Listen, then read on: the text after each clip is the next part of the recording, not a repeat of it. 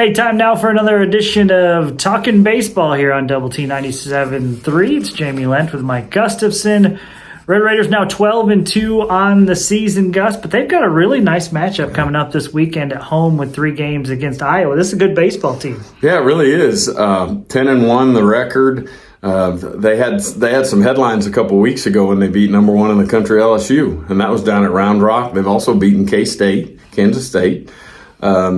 It feels like it's a little bit more of a pitching-heavy lineup. Obviously, Tech went up there last year. We went up there last year and had kind of a weather-shortened weekend, just played 2 of the 3 games, split the 2, and they pitched it well. Iowa did. And so I'm with you. Looking at it on the schedule at the very beginning of the year, I probably would have gone, Gonzaga's probably a bit better than Iowa, but shoot. I don't think that's going to play out at all. It feels like this Iowa team's for real. I did see this, and it's way too early for RPI, but this Iowa team has got an RPI in the 20s. And that's a good thing for Tech because our RPI is in the hundreds right now. Yeah, and I see that Iowa's just outside the top 25 as well. So it should be a really good matchup for the Red Raiders. Tech coming off a nice midweek win against New Mexico. I felt like us where they outscored them 6-3 in that contest. So you got some really good midweek pitching there. Hopefully we see more of that this weekend with pitching. Yeah, I'm with you, and that was what was good, I thought, about the New Mexico game.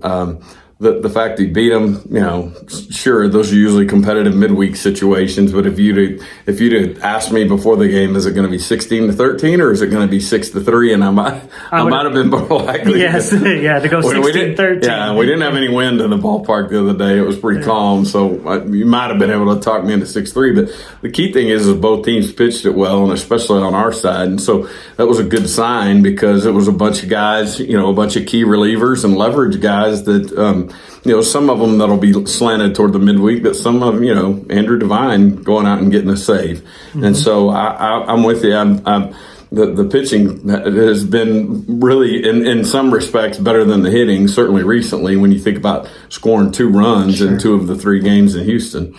Yeah, I would expect a starting rotation that included Girton, Molina, and also Tabor Fast again. I think he earned himself the right to try again. Yeah, and I think Coach Tadlock kind of talked about the Fast or Robinson thing. Obviously, what Kyle did on Sunday night against A&M was awesome. Yeah, it was awesome. And so it presents a really good scenario. It either allows you to slot him in somewhere should somebody come up short on innings, and he can go out there and give you 4 or 5 and change the look of things, or he can pitch on midweek. And next week, there's 2 midweek games. And so there are some innings that'll need to be absorbed there around this Iowa series, and that's heading into Big 12 play.